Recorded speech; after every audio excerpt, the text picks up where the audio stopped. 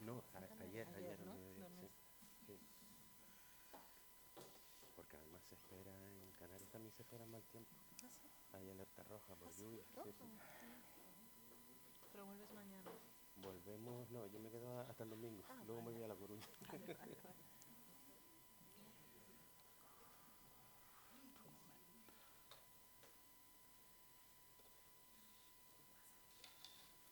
A ver, que me ponga esto aquí.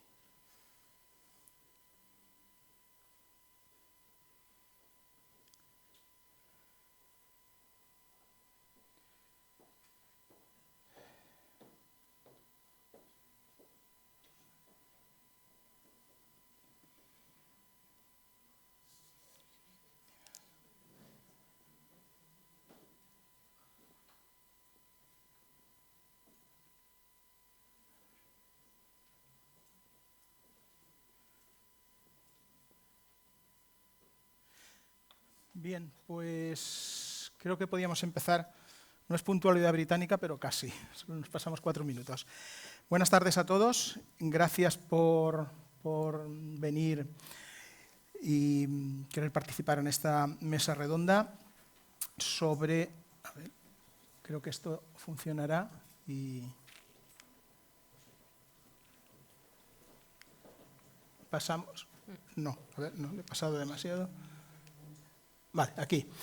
Esta mesa redonda sobre las estrategias e iniciativas de desarrollo en los espacios rurales. Si miráis el programa, veréis que hay algunos cambios y que somos menos de los previstos, pero bueno, los últimos días han sido un poco turbulentos en cuanto a la composición de la mesa, pero yo creo que va a ser muy interesante. Os voy a presentar a las 3 personas que me acompañan en la mesa. Bueno, yo soy Javier Esparcia, catedrático de Geografía y doctor en Sociología por la Universidad de Valencia.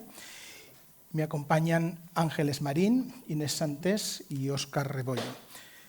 Voy a presentarlos brevemente a cada uno de ellos. Seguramente los conocéis de sobra, pero por si acaso.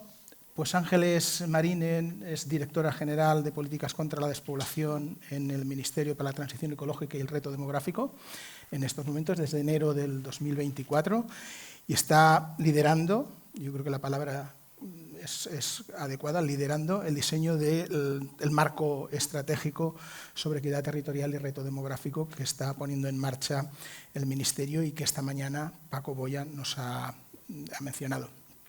Y está llevando a cabo, obviamente, la coordinación interadministrativa para impulsar políticas integradas en los territorios rurales.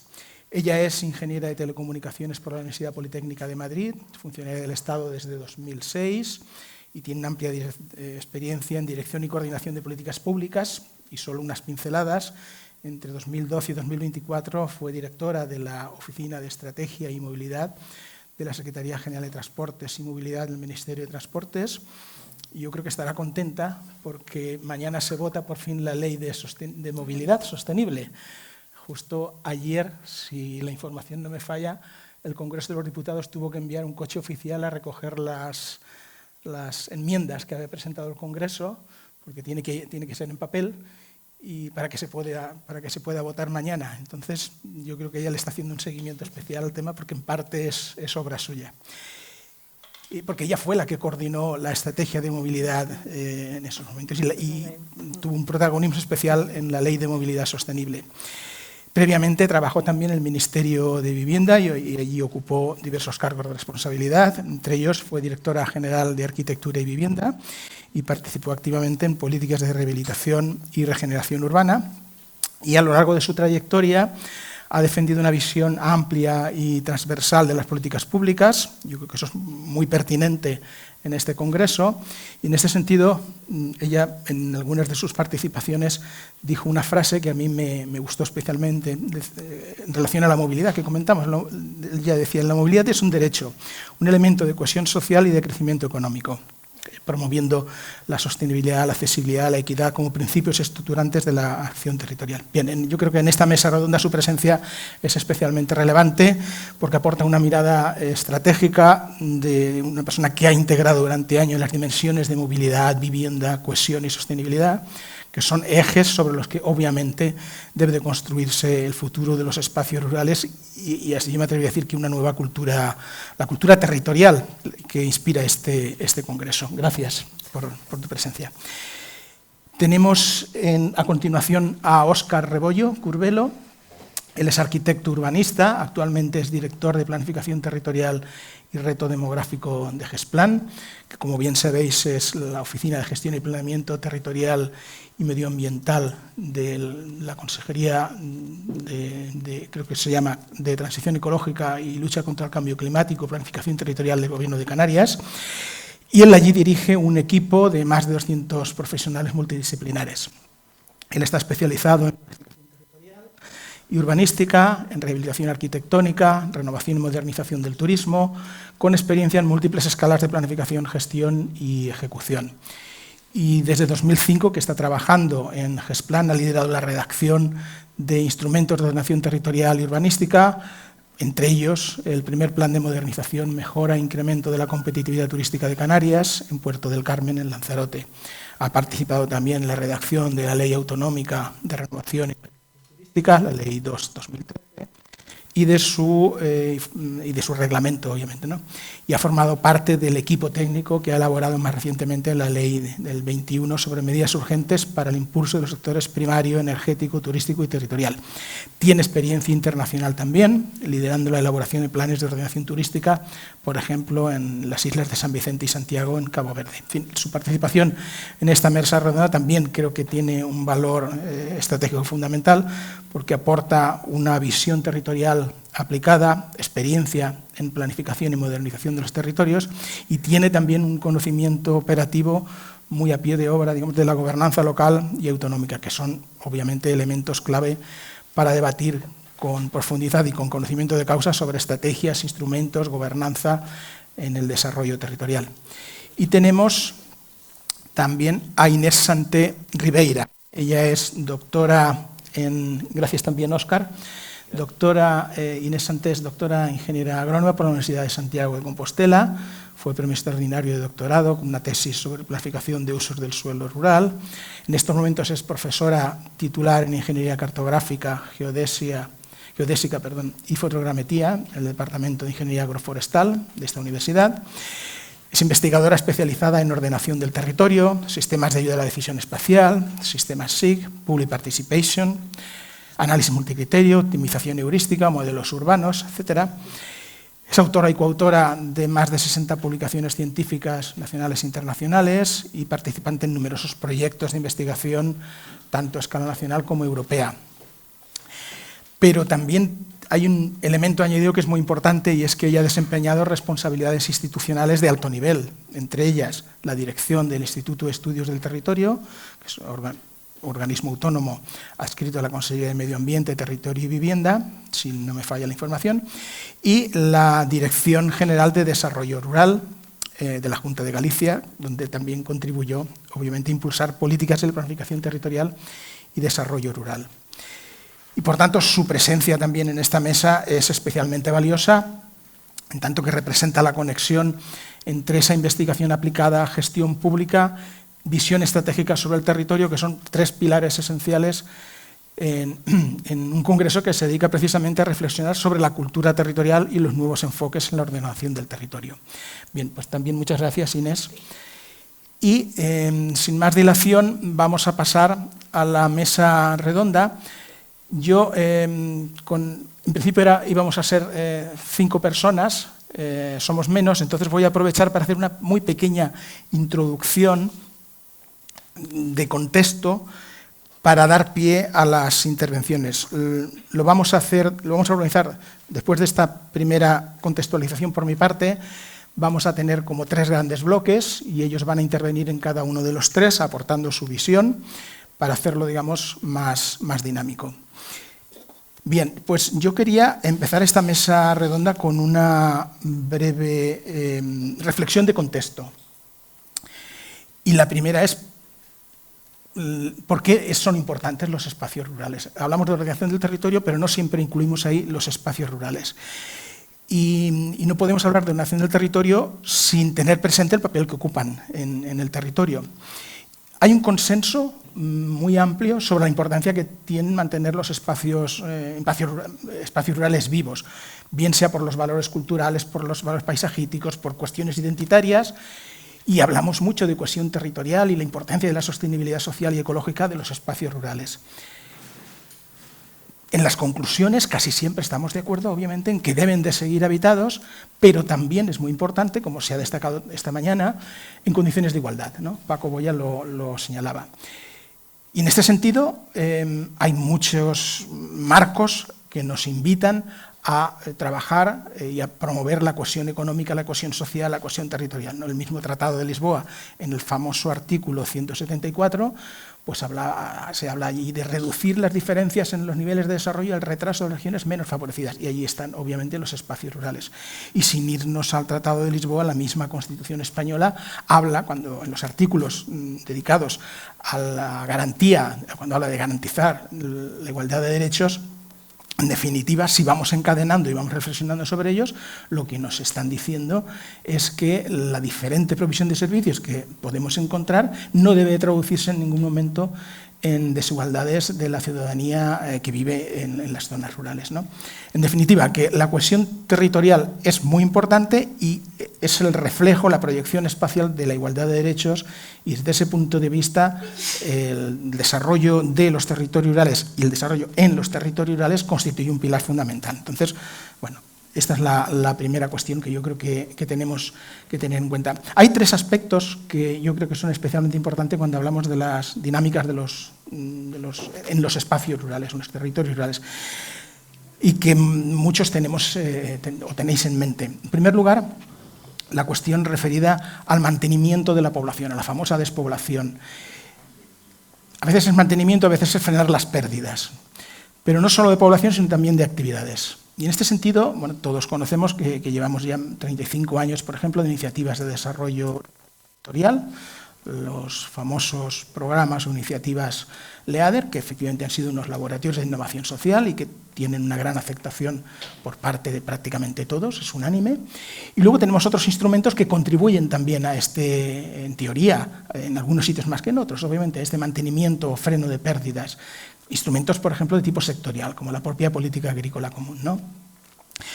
Luego, más recientemente, tenemos en la agenda pública ha surgido el fenómeno de la despoblación o del reto demográfico, que en realidad, aunque ha surgido recientemente, es un fenómeno muy antiguo. Esta mañana alguien hablaba de más de un siglo, efectivamente, pero bueno, se ha intensificado en España desde los años 60. Y es verdad que desde mediados de la década pasada ha habido un despliegue de instrumentos tanto a escala nacional como a escala de prácticamente todas las comunidades autónomas, y ahora los miembros de la mesa nos van a hablar sobre todo esto. Y luego hay un tercer elemento que yo creo que es especialmente importante y que adquiere relevancia con lo que está ocurriendo en estos últimos años, que es sobre el cambio climático, la emergencia climática, ¿no? Que nos pone de relieve que los espacios rurales son espacios muy vulnerables, pero también que a su vez no solo son espacios vulnerables, sino que también tienen un papel estratégico a la hora de afrontar la vulnerabilidad y afrontar medidas de mitigación y también de adaptación a ese cambio climático a nivel general. Entonces, eso es un aspecto que tenemos que tener en cuenta. Para avanzar, dos reflexiones más y con esto acabaría. Una referida a lo que nos preocupa en el corto y medio plazo y otra al medio y largo plazo. En el corto y medio plazo, cuando hablamos de dinámicas y políticas en los territorios rurales, tenemos muy encima de la mesa la relación, bueno, las políticas. Hemos mencionado los programas de desarrollo territorial, los programas LEADER, y también las políticas referidas a reto demográfico. El plan de 130 medidas que se está ahora reanalizando, las medidas que todas las comunidades autónomas pusieron en marcha, o prácticamente todas, yo creo que en la mal llamada lucha contra la despoblación, pero medidas para gestión de la despoblación. Pero estos dos tipos de enfoques, desde el punto de vista de una parte de la comunidad científica, tienen una relación o una articulación insuficiente. Yo he puesto ahí la palabra divorcio. Bueno, Es verdad que en los discursos se habla de la necesidad de esa colaboración y que se colabora, pero en el día a día parece que la articulación no es del todo suficiente, tanto a nivel del Gobierno central como a nivel de las propias comunidades autónomas. Y luego tenemos un instrumento que siempre se menciona con cierta frecuencia, que es la Ley de Desarrollo Sostenible del Medio Rural, que data ya de 2017, que fue un intento, parece ser bastante serio, de articular una perspectiva de desarrollo territorial, pero que obviamente está casi o es casi inoperante y que en su caso habría que, si se quiere recuperar, necesitaría una profunda revisión, obviamente. Justo hace unas semanas ha salido un informe del Tribunal de Cuentas sobre justamente la política, el plan de 130 medidas, y una de las cosas que nos dice el Tribunal de Cuentas es que hay que articular, debemos de esforzarnos en articular más esos instrumentos. Y una de las cosas de las que nos plantea es implementar el mecanismo rural de garantía del que hablaremos ahora después. En definitiva, en este corto y medio plazo, lo que vemos cuando vamos a los espacios rurales o los que vivimos en los espacios rurales, hay un escenario sociodemográfico que está definido porque cada vez somos menos gente y vamos a seguir siendo menos, cada vez somos más viejos y seremos más viejos, cada vez somos más diversos y es verdad que hay dinámicas demográficas, pero que no compensan suficientemente los procesos de envejecimiento, la mortalidad y la inmigración que tenemos de población local. Y luego se añade a todo esto algo que también se ha comentado esta mañana, que es la tendencia a la concentración. No necesariamente a grandes urbes, pero sí a grandes ciudades. Y la gente, yo suelo decir un tópico, y es que a casi toda la gente le gusta estar cerca del Corte Inglés, ¿no? Entonces, que en Valencia ocurre, que es donde yo provengo. La gente quiere tener acceso rápido y fácil al Corte Inglés, que está justo en el centro de la ciudad, ¿no?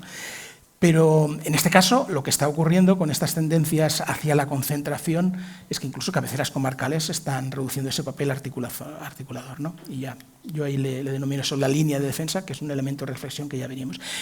Para acabar, y en el medio y largo plazo.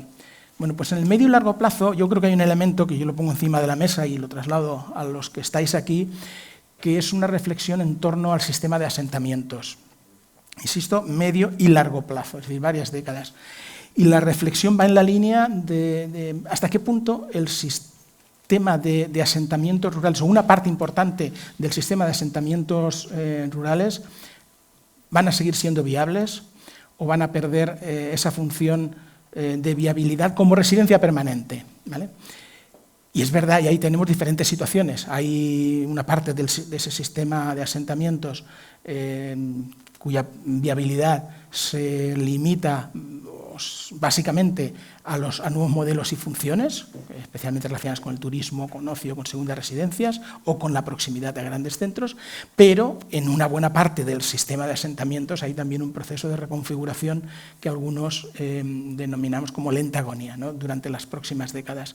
Y esto supone, obviamente, dramas personales muy importantes, pero desde el punto de vista territorial, yo creo que es un proceso de transformación del sistema territorial, de ocupación y gestión del territorio, como ha ocurrido durante otros momentos en la historia, ¿no? Y el principal riesgo en este sentido, yo creo que no es tanto la pérdida de población, que es prácticamente inevitable, sino que se abandonen las funciones esenciales que son las que garantizan la sostenibilidad de esos territorios, la sostenibilidad de esos paisajes, de esos ecosistemas, de los recursos naturales, como bien hemos visto. Y, por lo tanto, aquí, en parte, estamos avanzando, estamos en un contexto de transición hacia un nuevo sistema, un nuevo equilibrio territorial, y esta mirada de largo plazo es precisamente donde tenemos que recurrir y acudir y contextualizarlo con relación a la ordenación del territorio, ¿no? Un enfoque de ordenación del territorio que permita recuperar y desarrollar el papel estratégico de estos territorios, el papel de integración, el papel de articulación en contextos más amplios. Y ahí nos podemos preguntar cuestiones como las que tenéis aquí, ¿no? ¿Cómo podemos equilibrar este escenario sociodemográfico dominante con la necesidad de llevar a cabo una gestión territorial adecuada y que podamos mantener una ocupación que sea coherente, que sea funcional, como señalaba esta mañana Paco Boya, que sea sostenible? ¿Cuál es el modelo territorial para la España dentro de 25 años? qué ordenación del territorio es la más adecuada para integrar y articular los espacios rurales con el conjunto del sistema territorial nacional, garantizando su sostenibilidad y la de sus residentes, etcétera. En fin, nos podemos preguntar muchas cuestiones. Dicho lo cual, disculpar que me haya alargado un poco, vamos a entrar ya en la participación de los verdaderos protagonistas, que son ellos.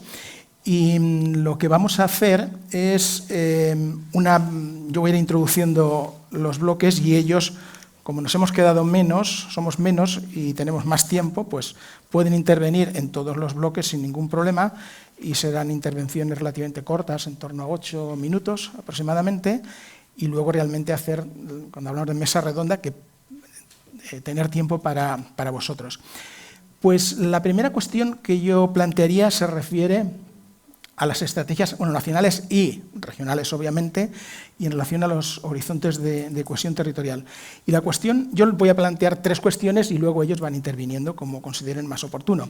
La primera cuestión es que en los últimos años se han desarrollado múltiples estrategias, marcos de actuación vinculados al reto demográfico, al desarrollo rural, y el Gobierno central está ultimando en estos momentos un nuevo marco estratégico que nos adelantaba esta mañana Paco Boya, y allí en ese marco tenemos la estrategia de equidad territorial y reto demográfico, de la cual Ángeles es responsable, y ahí se incorporan instrumentos como el País de los 30 minutos o el futuro Observatorio de Equidad Territorial, etc. Bueno, hay un desafío que no es tanto tal vez diseñar las nuevas estrategias como asegurar que esas estrategias se conviertan en transformaciones reales y coherentes en los territorios. Entonces, yo les voy a plantear como 3 ideas y ellos las van a ir desarrollando, van a interviniendo en relación a esas 3 ideas. La primera cuestión es con relación precisamente a la nueva estrategia de equidad territorial y reto demográfico, que busca reforzar la cohesión territorial, mejorar la coordinación de políticas en todo el país. Entonces,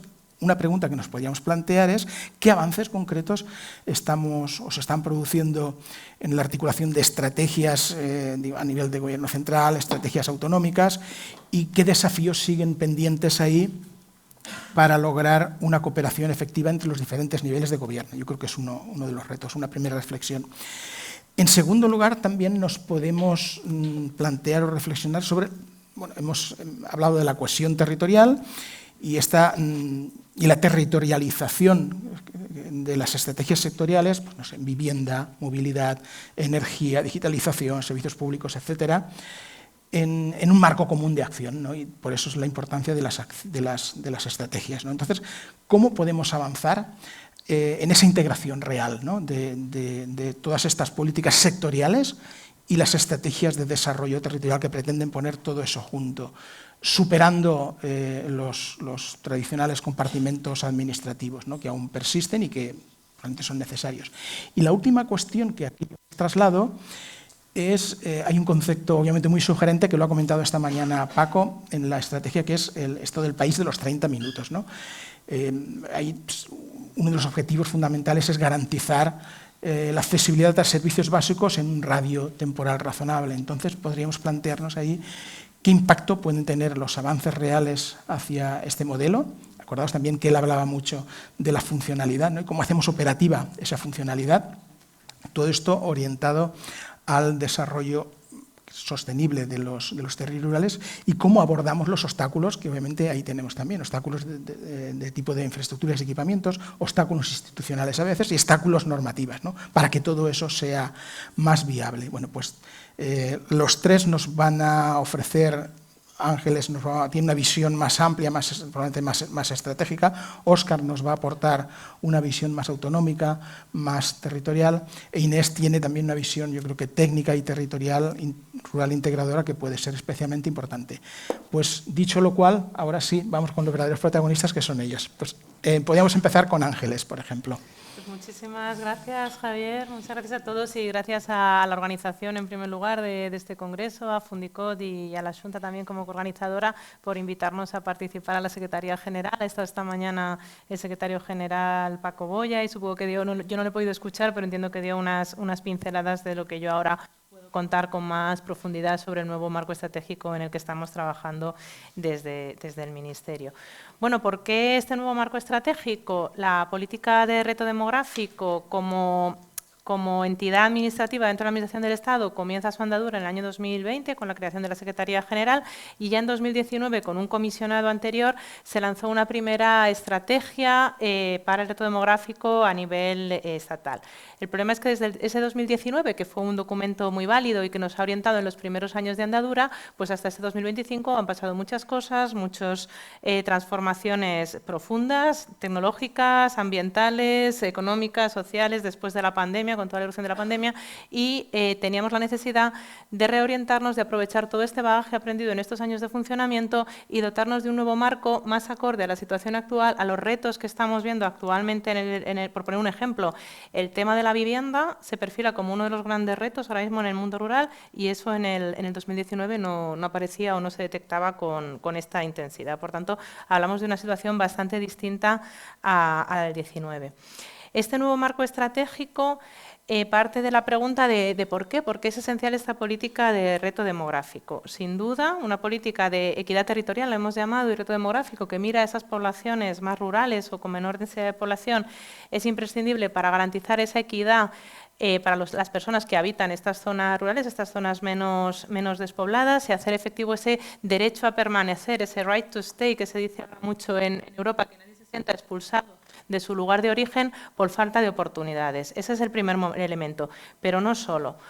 Personas que a lo mejor no residen en estos áreas rurales están encontrando, y ahí luego también daré una nota positiva, cada vez miran con más interés o con más interés la alternativa de residir en estos espacios y dar un paso hacia atrás en esa dinámica de gran concentración en los grandes núcleos urbanos de nuestro país. Estamos viendo movimientos en este sentido y, por tanto, el dotarnos de un territorio equilibrado, vertebrado y bien distribuido es una riqueza también para el resto de habitantes del país, aunque no residan en estas zonas rurales. Y luego, por último, un elemento que has comentado tú, Javier, en la introducción, es que normalmente las zonas rurales o las zonas fuera de los núcleos urbanos son las proveedoras de servicios ecosistémicos, servicios absolutamente necesarios para el funcionamiento del país en su conjunto, de la economía de su conjunto, la provisión de los recursos hídricos, la lucha contra incendios que hemos visto este verano, el paisaje, son servicios, la protección de la biodiversidad, todo tipo de servicios de los que no podemos prescindir como sociedad. Y son servicios plenamente integrados en el territorio que para que puedan llevarse a cabo necesitan poblaciones en el territorio. Para que esas poblaciones estén en el territorio necesitamos hacer atractivos esos territorios. Por tanto, la política de reto demográfico no es una política de atención al 12% de la población que vive en estas zonas rurales. Es una política país, es una política estratégica que nos incumbe a todos y que si nos va a todos en ello, el que el país esté territorialmente bien vertebrado. Por eso, y también queremos dar el foco o poner el foco en que no se trata tanto de, llamamos reto demográfico, no tanto por la vertiente de la demografía, que es la que es, que efectivamente la población va a ser más envejecida y terminará disminuyendo, aunque ahora mismo estamos en un ciclo de crecimiento, terminará, las predicciones del INE dicen que en torno al 2030 o 2050, perdón, comenzará a decaer, y eso lo entendemos más como una condición de contexto. Lo que tenemos que generar es calidad de vida, opciones viables de vida en todo el territorio, con independencia de los tamaños de las poblaciones. Calidad de vida y atractividad, digamos, de ese territorio. En ese marco conceptual, digamos, y con ese objetivo es el con el que estamos renovando este marco estratégico. Tenemos 3 instrumentos, o vamos a tener 3 instrumentos. El primero es una estrategia nacional, que le hemos llamado de equidad territorial y reto demográfico, que está configurado como un documento a modo de hoja de ruta que apela a todos los actores. Es un instrumento que estamos trabajando desde el Estado, pero que apela a comunidades autónomas, entidades locales, a la universidad, a los centros de investigación, actores privados, a las asociaciones. Una hoja de ruta de país que, aparte de un diagnóstico, marca unos objetivos estratégicos y nos da una serie de directrices o líneas de acción. Ese documento más estratégico se complementa desde el Estado con un plan de acción donde ya vendrán medidas concretas a poner sobre la mesa los distintos ministerios, que será un poco la continuación de ese plan de 130 medidas. Y ahí pues el Ministerio de Transportes, el Ministerio de Vivienda, el Ministerio de Cultura, Sanidad, Educación, todos ellos están aludidos en sus distintas políticas sectoriales, porque el reto demográfico es totalmente transversal. Y luego el tercer instrumento será un observatorio en el que ya estamos también trabajando, una suerte de herramienta online, pero queremos que sea potente, queremos que reúna datos, indicadores, evidencia científica, análisis para la construcción de políticas públicas que podamos poner desde el Estado también a disposición del estudio de administraciones, que podamos complementar con observatorios regionales que también se están desarrollando y yo creo que tenemos ejemplos aquí sobre la mesa de observatorios regionales que también se están poniendo en marcha y de alguna forma que nos dotemos de una herramienta de seguimiento y que nos va a ayudar a poner en marcha ese rural proofing, ese mecanismo rural de garantía, analizando qué efectos tienen en el territorio las distintas políticas públicas. Entonces, por dar un poco el elemento de esos tres instrumentos, la estrategia, el plan estatal y el observatorio, el que más avanzado tenemos es la estrategia. Tenemos ya un borrador muy avanzado que esperamos sacar a consulta pública en los próximos, no sé si van a ser días o semanas, pero tenemos ya muy a punto el documento para poder hacer una participación pública y llamar a todos los interesados a que nos hagan aportaciones. Y este borrador ha partido primero de una consulta pública previa que hubo a principios de año, donde recibimos 200 aportaciones, tanto de personas particulares como de entidades locales, como de asociaciones que trabajan en el territorio. Con eso y un diagnóstico basado en datos, en estadísticas, pues hemos hecho un diagnóstico, una situación de partida. El documento se ha presentado ya a distintos actores sociales, a las comunidades autónomas. Tuvimos ayer mismo una sesión de presentación a la Federación Española de Municipios y Provincias y también contamos con un panel de personas expertas de distintos ámbitos universitarios que nos están asesorando y, como digo, el borrador ahora se pasará a consulta pública para que pueda ser enriquecido con aportaciones de cualquier agente. Bueno, ese documento, ya voy terminando, propone una serie de directrices o líneas de acción. Detecta una serie de retos y oportunidades también y nos pone, digamos, deberes a todos los actores, a las administraciones, a actores sociales, a la universidad y también al sector privado.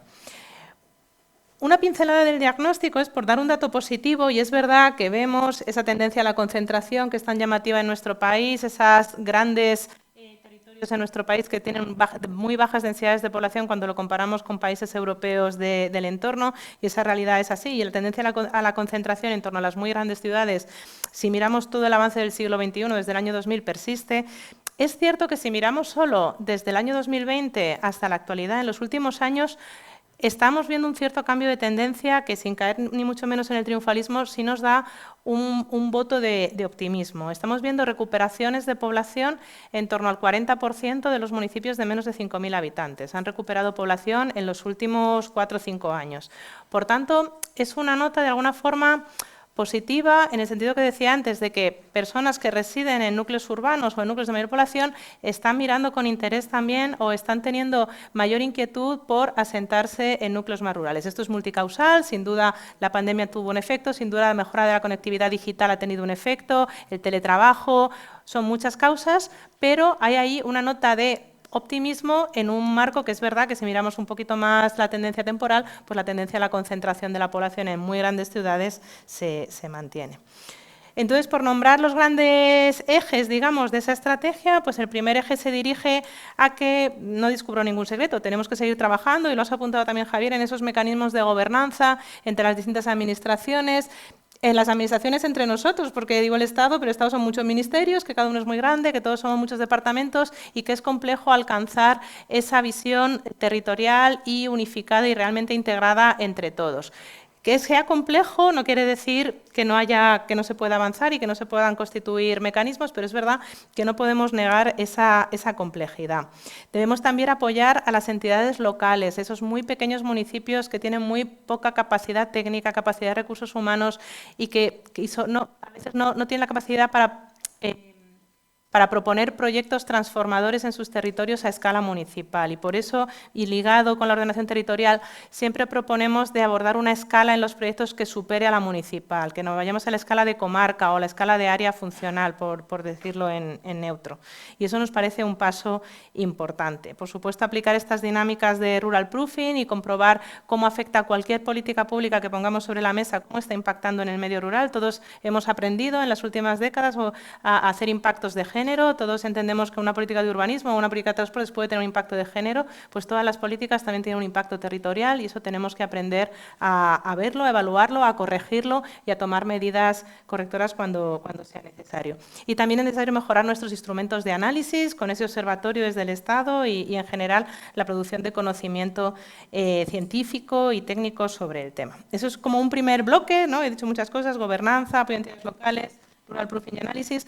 Un segundo bloque va ligado a la necesidad de dotar al territorio de infraestructuras y vivienda. Le hemos puesto en el primer bloque infraestructura, especialmente importante el papel de la conectividad digital, que ha tenido muchos avances en los últimos años y eso es reconocido, pero es verdad que en los territorios donde aún no llega una buena conectividad digital es el principal motivo de queja, es el principal motivo de vulnerabilidad en el día a día. Y la vivienda, que como digo ha emergido muy fuertemente como uno de los principales, si no a veces el principal problema que nos sale en las encuestas, una vivienda de primera llegada. ¿Por qué? Pues por este cambio de tendencia que decía que también invita al optimismo. Se detecta, los alcaldes, las direcciones detectan que hay personas que quieren residir en sus municipios y que no tienen dónde, pero sí que hay un interés por residir ahí porque sí que hay trabajo. Entonces, nos falta esa vivienda de primera llegada, tenemos un parque de viviendas en el rural cerrado y envejecido y deteriorándose que tenemos que rehabilitar y sacar al mercado del alquiler. Una vez que se reside en un municipio es más fácil acceder a una venta o acceder a un segundo alquiler, pero el alquiler de primera llegada está siendo una barrera de las más relevantes que se nos apunta. El tercer eje va sobre la provisión de servicios y la movilidad, que es ese país de los 30 minutos, ¿no? La gran dificultad de vivir en el mundo rural es la falta de servicios, ver que con el declive poblacional o con la minoración de la población, pues los servicios van perdiendo economías de escala, van dejando de ser rentables y se terminan dejando de prestar. No hablo ya tanto de servicios públicos, que sin duda tienen que garantizarse, sino de servicios comerciales, de ocio, de hostelería, acceso a servicios financieros, comercio. O sea, son necesidades del día a día para cualquier persona, cualquier familia que se instala en un municipio tiene que tener acceso a todos esos servicios, desde lo público, pero también desde lo comercial. Tenemos que tener herramientas para innovar y adaptar esos servicios a entornos de baja densidad de población. La digitalización aquí es una herramienta, pero también hay otras formas de innovación social, nuevas formas luego hablaremos de ello, supongo, de economía social para la prestación de estos servicios, cooperativas o otras formas más novedosas. Y eso complementarlo con servicios de movilidad, que nos acerquen a esos servicios. Ese país de los 30 minutos está pensando en que yo no puedo garantizar que todos y cada una de mis necesidades se cubran en mi núcleo de población, pero si las encuentro cubiertas en un entorno razonable de 30 a 35 minutos y tengo un servicio de transporte público razonable que me acerque a esos servicios para minorar la dependencia del vehículo privado, pues ya todo ese territorio se hace funcionar. Y esa es la idea detrás de ese país de los 30 minutos. El cuarto eje va sobre dinamismo económico. Como decía, no hay un problema de desempleo o de falta de empleo en el rural, no es eso lo que detectamos, más bien detectamos un problema de mano de obra en determinados sectores, falta atracción de mano de obra y tal vez sí un problema de dinamización de la economía y creación de puestos de mayor valor añadido. Y ahí sí que tendremos que acercar la universidad a los territorios y generar proyectos de industria, de servicios de mayor valor añadido en los territorios. Aquí teletrabajo o fórmulas mixtas de trabajo a distancia son también una oportunidad. El quinto eje es el que aborda los problemas, digamos, de índole social, la igualdad de género, que cuando hablamos de mundo rural hablamos de un mundo pues, muy masculinizado, que ha sido tradicionalmente más hostil para las mujeres y es necesario revertir esa situación, como en cualquier política pública, pero aquí especialmente. Atracción de jóvenes, atención a la infancia, atención al envejecimiento también e inclusión. Y el sexto eje, lo dejamos para el final, pero porque es muy singular, lo hemos dedicado a la cultura, a la identidad y al relato. Uno de los puntos fundamentales es vencer ese relato negativo tan sesgado que nos han dejado durante décadas en el imaginario colectivo con esa sensación de que el mundo rural es un territorio de pérdida, de abandono, del que huir. Y eso no es así, es que para empezar estamos viendo con datos que está dejando de ser así, que hay interés. El mundo rural conecta con valores muy arraigados en la generación joven, de cercanía a la naturaleza, de otra forma de vida, de otros tiempos. Se pasa, por ejemplo, menor tiempo al día en transporte en el mundo rural que en el mundo urbano.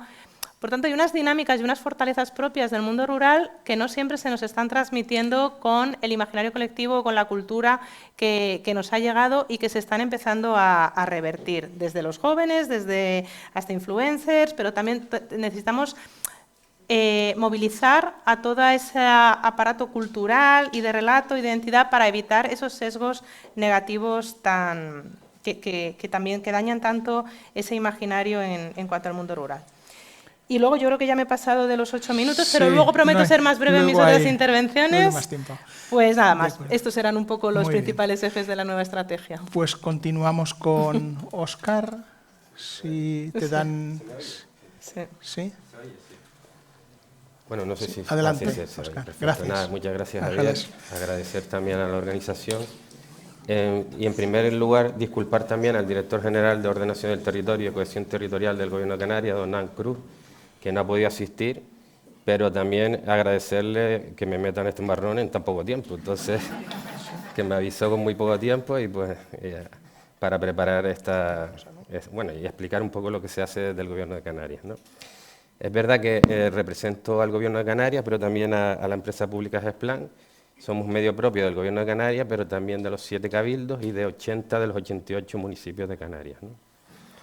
Entonces, del primer bloque, lo que nosotros habíamos, voy a exponer ciertos trabajos que realizamos desde el Gobierno de Canarias para, tal cual se hablaba, el título de la ponencia esta, que es del diseño a la acción, políticas y estrategias. Pues una de las primeras acciones que ha llevado a cabo el Gobierno de Canarias es la Estrategia Canaria de Reto Demográfico y Cohesión Territorial, ¿no? Ayer, día 11 de noviembre, se publicó en el Boletín Oficial de Canarias la Estrategia Canaria de Reto Demográfico y Cohesión Territorial, así como su plan de acción, instrumento marco para abordar los desequilibrios poblacionales y espaciales en el archipiélago. A diferencia del resto de España, la estrategia de reto demográfico cubre dos perspectivas, la de despoblación y la de lo que nosotros le decimos superpoblación, porque en las islas tenemos también ese gran problema, en ciertas islas, no en todas, y en muchos de los municipios que, vamos, con la llegada del turismo, aparte de gente que viene a vivir de otros países porque buscan trabajo en ciertas islas y en ciertos municipios, ¿no? Esta estrategia, bueno, este plan de acción pues abarca varias medidas, ¿no? Varias medidas que tienen mucho que ver con lo que estamos hablando para el medio rural, ¿no? Medidas como, bueno, contempla 43 medidas, les voy a nombrar un poco por encima algunas de las medidas. La medida 20, que es una ruralidad y fiscalidad, donde se propone para ello establecer mecanismos fiscales que fomenten la fijación de la población, el emprendimiento y la creación de empleo en estas zonas, adaptando las políticas públicas a las necesidades. Medida 29, fomento de la agricultura sostenible y la innovación agroecológica. De hecho, aquí el Gobierno de Canarias está impulsando, bueno, incluso la compra de unos robots para ayudar a los agricultores en la mano de obra y que se siga fomentando pues el sector primario y que la gente no abandone el campo y desarrolle el suelo y luche no solo por la emergencia habitacional, sino también por luchar contra la emergencia de hambre también que hay, ¿no? Medida 34, mejora de la capacidad de acogida residencial en núcleos rurales, ¿no? Con financiación específica para viviendas asequibles y regeneración del parque habitacional. Luego comentaré también el trabajo que se están haciendo con la actualización de la ley del suelo para poder incluso llevar a cabo estas medidas, ¿no? Medida 37, apoyo a las zonas rurales. La medida busca fortalecer el sector primario y revitalizar el medio rural como motor de equilibrio territorial. La 38, el fomento de la conectividad digital y la innovación. Sabemos que es fundamental que los medios rurales tengan accesibilidad a la tecnología, incluso eso hace que mucha gente decida poder ir a trabajar hoy en día con las opciones de teletrabajo y la vivienda sea más asequible que buscarla en las ciudades donde los precios son inasequibles, ¿no? Medida 41, plataforma digital de oportunidades rurales. Aquí la plataforma digital de oportunidades rurales y bancos activos públicos y privados. Dinamizar el medio rural, facilitando el acceso y la visibilidad de activos como bancos de tierras, inmuebles, negocios y oportunidades laborales. Algunos ayuntamientos del Gobierno de Canarias le están dando apoyo, como el Ayuntamiento de La Laguna, incluso desde la Consejería de Agricultura se han creado los parques agrarios, que es uno por isla, donde lo que se hace es una especie de contratos territoriales donde los propietarios que tienen suelo y no explotan el suelo para su desarrollo agrícola, pues desde el Gobierno de Canarias se está fomentando que se ponga en relación entre empresas que quieren desarrollar esos suelos y propietarios de suelo que no tienen medios o no quieren desarrollarlo, ¿no? Una especie de contratos territoriales, ¿no? Estas medidas conforman un marco integral de cohesión territorial que combina la planificación, sostenibilidad e innovación institucional. En la actualidad, esto es también incluso más importante aún, que se acaba de aprobar y se acaba de publicar la estrategia. La Ley de Presupuestos de 2026 de la Comunidad Autónoma entró en el Parlamento, ya creo que fue esta semana o la semana pasada, y esta ley contempla muchas de las acciones que se incluyen en la Estrategia Canaria de Reto Demográfico y Cohesión Territorial. Eso es muy importante, tener financiación para poder ejecutar todas las acciones, ¿no? Una de las segundas experiencias, opciones que el Gobierno de Canarias ha desarrollado durante este año para impulsar, o como política para impulsar el desarrollo rural, es verdad que esta medida tiene también bastante relación en el medio urbano, es el decreto de agilización de licencias, ¿no? Tras la declaración de la emergencia poblacional en Canarias y la entrada en vigor de este decreto, pues lo que se quiere es que la parálisis que hay en la administración, donde hay ayuntamientos que incluso tienen más de 2 años de espera por licencias para viviendas, pues por los medios que tienen las administraciones, sobre todo en los municipios reto demográficos de menos de 5.000 habitantes, pues no tienen medios para tener técnicos y sacar adelante estas licencias. Pues con este decreto se está agilizando. Lo que ha hecho, yo sé que creo que en Galicia y creo que en Madrid, alguna comunidad autónoma también cuenta con esta modalidad de permitir que haya medios propios de los ayuntamientos, es decir, como una empresa pública, o incluso colegios de arquitectos, colegios profesionales que puedan ayudar en los informes los informes de tramitación de licencia, o particulares. Sé que hay ayuntamientos que la particular traiga su propio informe de agilización de licencia, eso no lo están viendo, pero la ley permite que el ayuntamiento diga, que acepte solo la de medios propios y colegios profesionales y la otra no.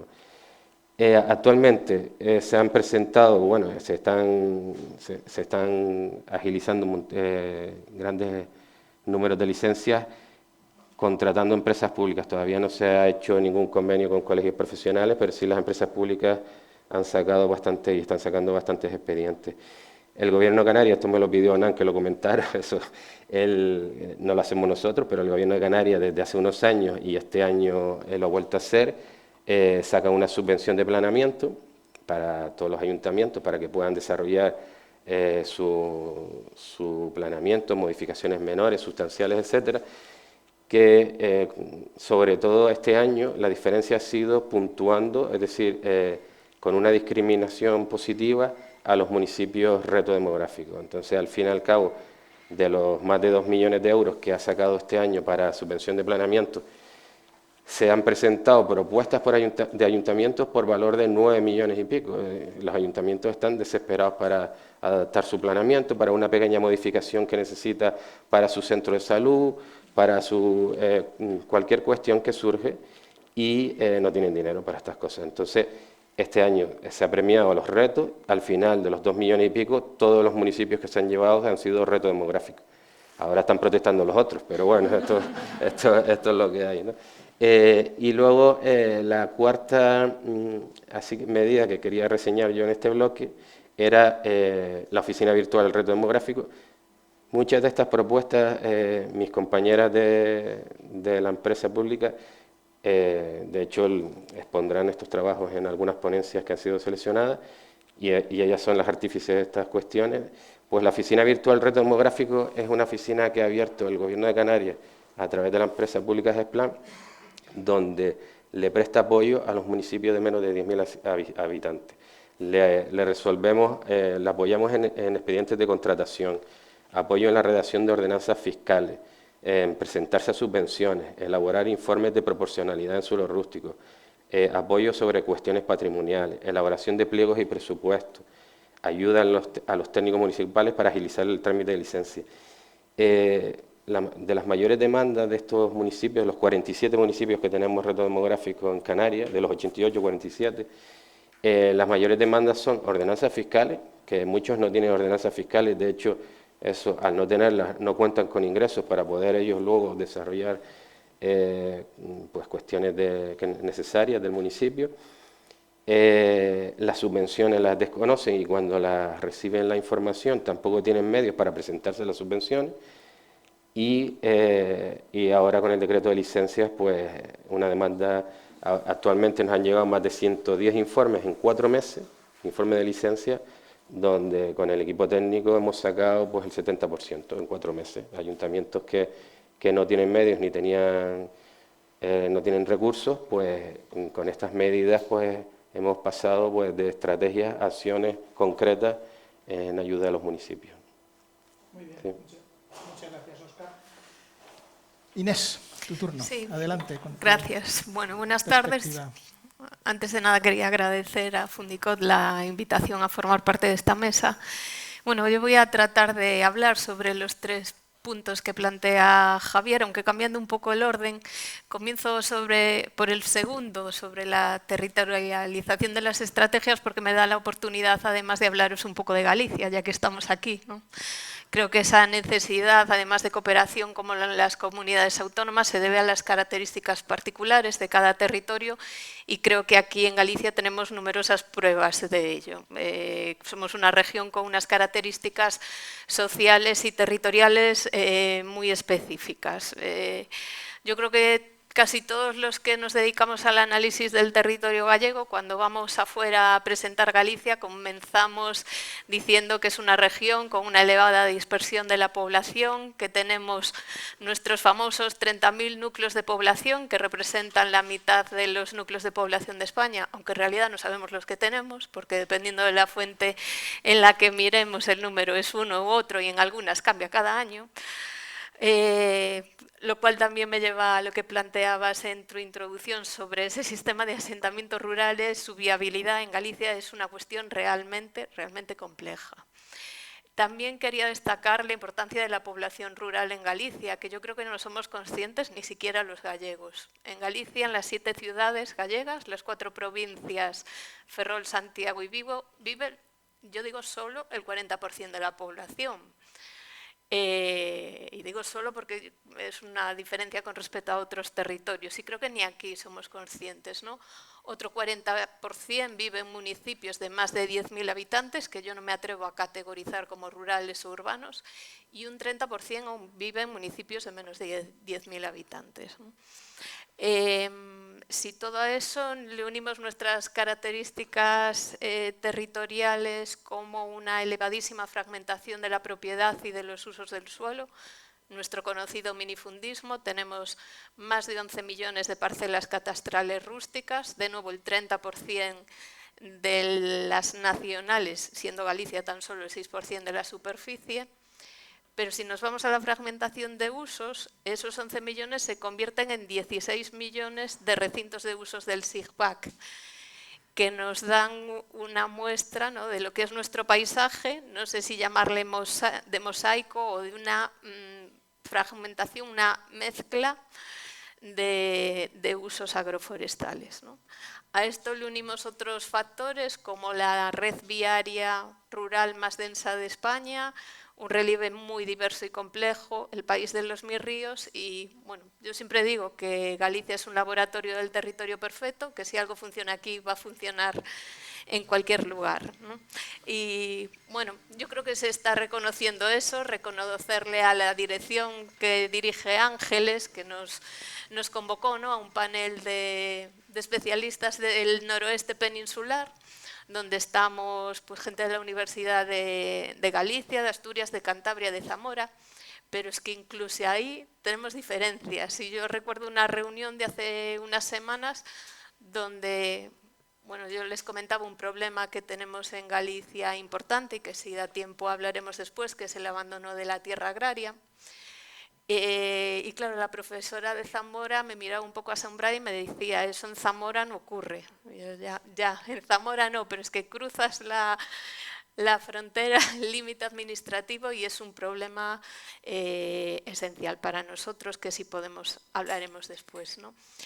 Y hablando de esa necesidad de bajar al territorio, y lo vinculo ya con la tercera pregunta, el país de los 30 minutos, me vino a la memoria cuando estaba en el Instituto de Estudios del Territorio de la Xunta, nos llegó un estudio de la Fundación del BBVA, que en ese momento manejaba el Ministerio de Hacienda para intentar extraer unos indicadores objetivos para la financiación autonómica. En ese estudio se analizaba la distancia de todos los municipios españoles a núcleos de más de 50.000 habitantes. Los resultados de ese estudio, que estaba bien hecho, por supuesto, los valores para Galicia, bueno, no eran buenos, pero eran, yo creo que en la media de lo que pasaba en otras comunidades autónomas. Como no nos cuadraba mucho, cuando entramos a profundizar en el estudio, vimos que en Galicia no tiene sentido calcular la distancia de los municipios. En muchos no hay una municipalidad clara. Habría que calcular la distancia donde vive la población, que son esos 30.000 núcleos de población, ¿no? Entonces, replicamos el análisis utilizando la misma metodología, pero calculando la distancia a esos 30.000 núcleos y utilizando una red viaria más precisa. En vez de usar la escala 1/100.000 a nivel nacional, utilizamos la red viaria 1/25.000 y los resultados fueron completamente distintos. Comprobamos cómo, desgraciadamente, empeoraban los datos, ¿no? De hecho, tengo por aquí los números, se pasaba de unas 450.000 personas que según ese estudio de la Fundación BBVA vivían a menos de un núcleo de gran tamaño a casi 700.000, ¿no? Casi un 30% de la población gallega. Y se pasaba de 11.000 núcleos que vivían a más de esa distancia a más de 28.000. O sea, se pasaba de alrededor del 40% de los núcleos al 60% de los núcleos. Entonces, bueno, simplemente incidir con esto en la necesidad de bajar al territorio concreto y, bueno, también respondiendo a la tercera cuestión, ese país de los 30 minutos aquí exigiría pues un sistema de asentamientos en más niveles y parece imprescindible, ¿no?, una mayor dispersión de los servicios públicos, de las infraestructuras. Y por último, ya haciendo referencia, en este caso, a la primera cuestión y al ámbito de este congreso, a la conexión con la ordenación territorial, lo comentábamos antes de la mesa, yo creo que la estrategia nacional incide en esa necesidad de ordenación territorial cuando habláis de la necesidad de hacer una gestión integrada a nivel supramunicipal de áreas funcionales. Bueno, completamente de acuerdo con ese planteamiento, más aún en Galicia, donde esta dispersión y este pequeño tamaño de los núcleos de población yo creo que lo hace aún más necesario. Es algo que se plantea desde hace mucho tiempo. En Galicia ya iba a decir hace años, ya hace décadas, se planteó un plan de comarcalización, ¿no? Pero yo creo que más que crear nuevas estructuras o nuevas administraciones, pues la solución pasa por la ordenación del territorio y creo que los que trabajamos en ello tenemos que seguir insistiendo y promoviendo en esto, ¿no? Aquí en Galicia pues tenemos en nuestra ley la figura de los planes territoriales integrados, que sería el equivalente en otras comunidades a los planes territoriales parciales, que es donde se plantea pues, esa planificación a nivel supramunicipal, no solo de infraestructuras, servicios, instalaciones, sino en general de todo el territorio. Pues una figura regulada desde hace muchos años, pero que no se está aplicando más allá, no quiero que me corrijan, del POL, del Plan de Ordenación del Litoral, que se aprobó con esta figura. Y bueno, yo por último, hablando de ordenación del territorio y de desarrollo rural, y además porque es lo mío y porque además es una asignatura pendiente en Galicia, tengo que mencionar la necesidad de hacer ordenación del territorio rural y de los usos agroforestales.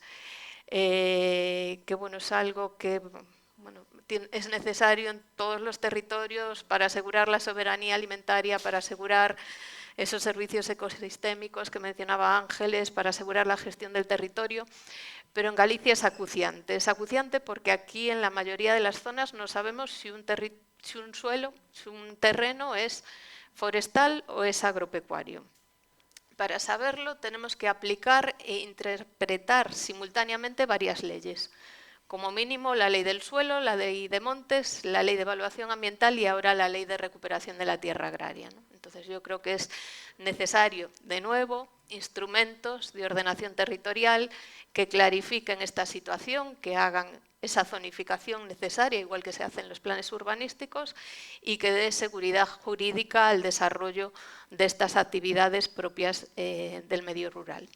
Decir, ahí también tengo una implicación personal, ¿no?, que ese instrumento, esa figura, se reguló en la Ley de Recuperación de la Tierra Agraria de Galicia. Tenemos la figura legal, que es el Catálogo de Suelos Agropecuarios y Forestales de Galicia. Sé que el nombre no es el mejor.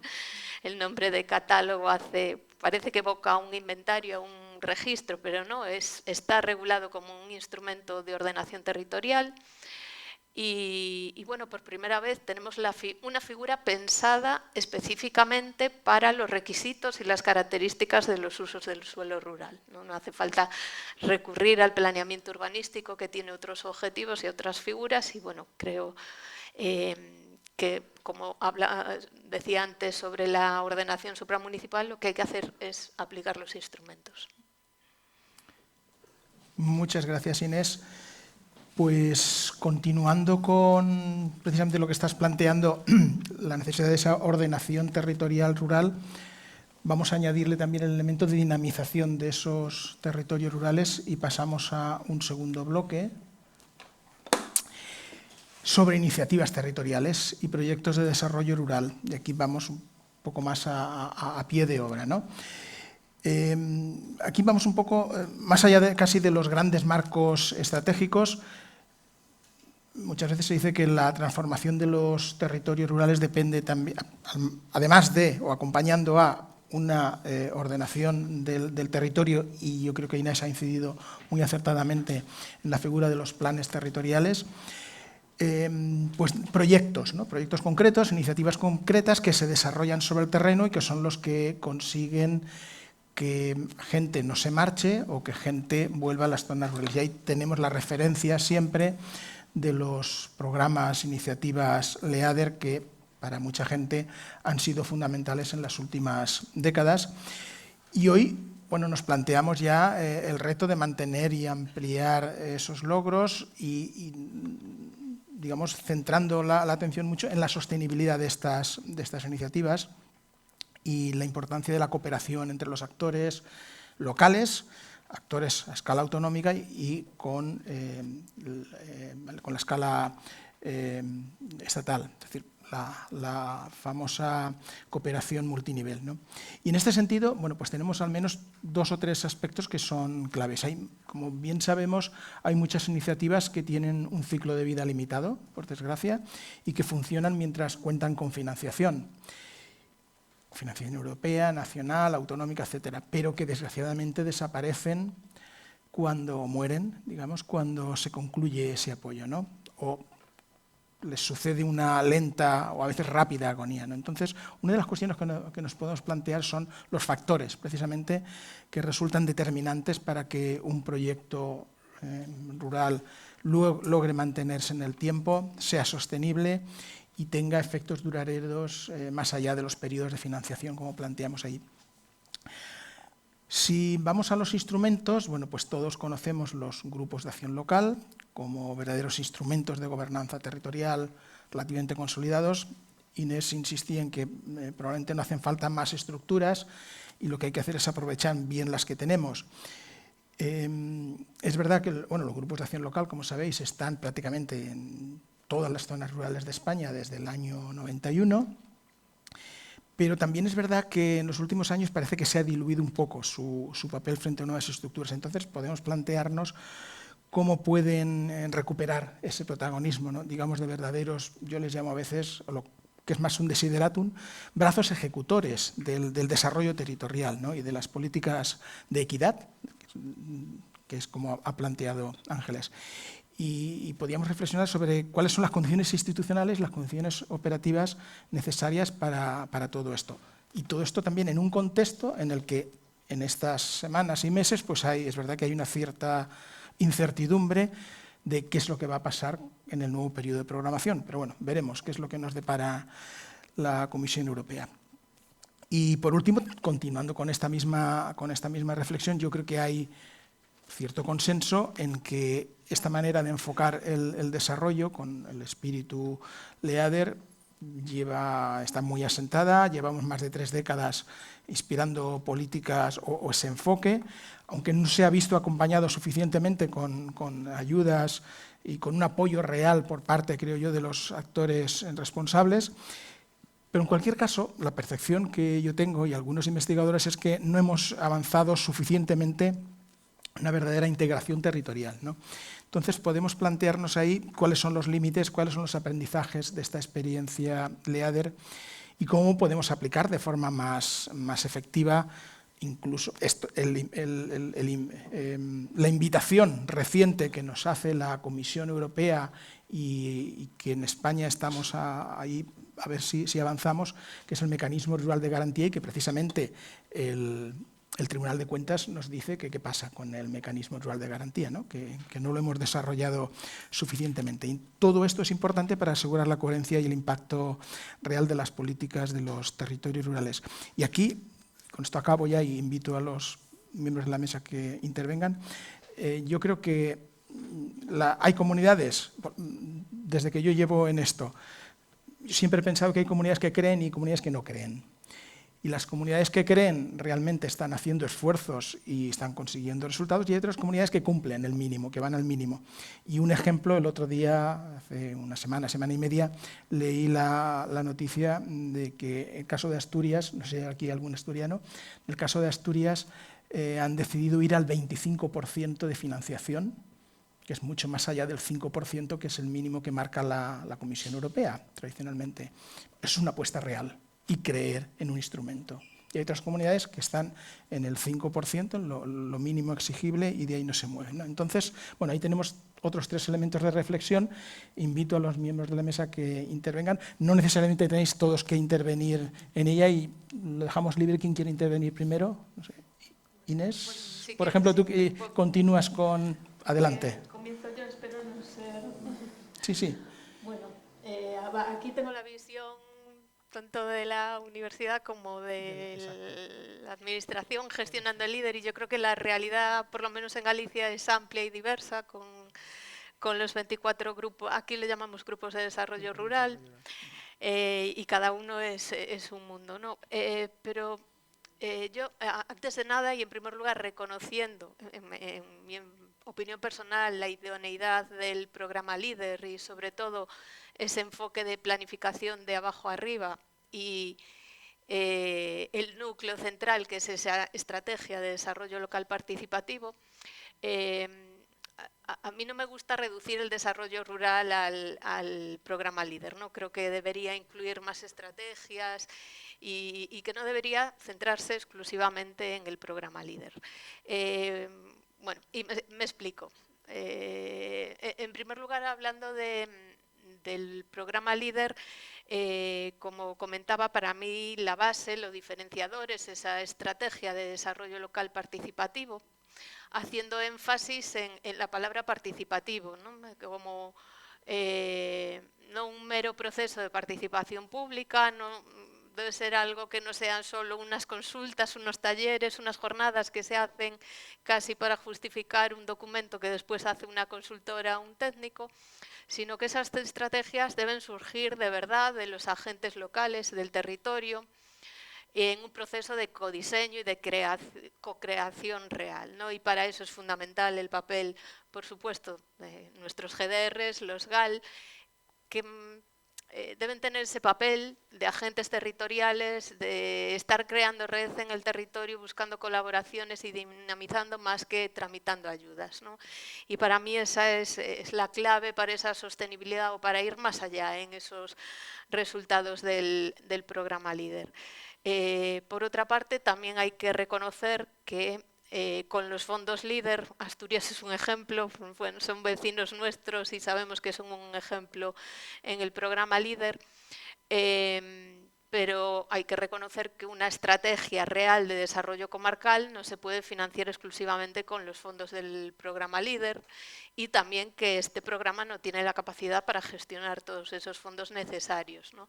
Entonces, que sería necesario abrir esa estrategia comarcal a otras políticas y otras actuaciones sectoriales, por lo tanto a otros departamentos, e idóneamente coordinada con esos instrumentos de ordenación territorial supramunicipal.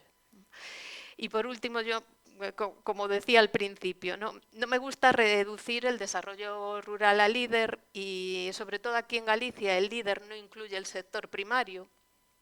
Y creo que, aunque es cierto que hay que buscar esa diversificación en el territorio rural de la actividad económica, por supuesto, pero no podemos olvidarnos de un sector fundamental como es el sector primario.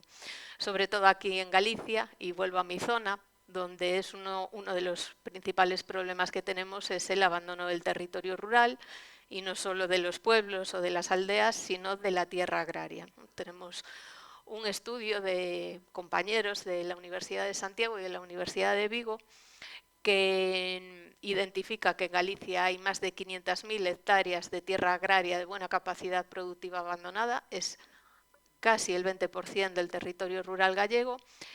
Un estudio que va más allá y hace un análisis económico que concluye que poner en producción estas tierras permitiría incrementar en más de 1.000 millones de euros anuales la producción del sector primario gallego y generar más de 10.000 empleos.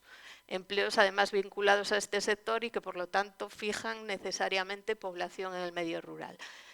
Para mí eso es también una verdadera estrategia de desarrollo rural.